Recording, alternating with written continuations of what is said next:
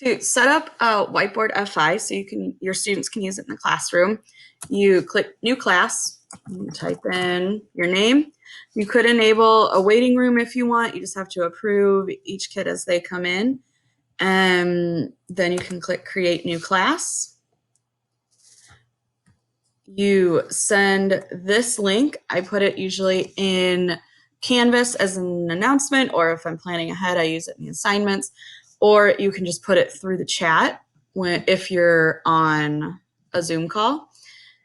And once they accept it, their whiteboards will appear on the bottom part of your screen, and you can put whatever you want in your direction or in your interactive whiteboard. So you could say, give them put your name here too, and you could put like for them to answer a question. And when you click push, you can choose to push it out as whatever you typed on your whiteboard. You can then push it out to students as a background, and then they can just type over, so they won't ever delete your questions. And you can quickly see at a glance like who's understanding the information. I usually give 1 or 2 questions. You can also just push it out to the students, but then they could delete it.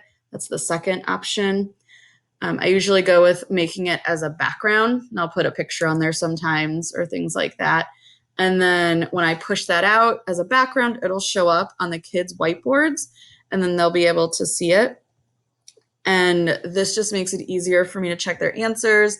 They can get to the link really easily. Once they post, I could save their things as a PDF if I really wanted to. Usually use it as like a quick formative or informal kind of formative.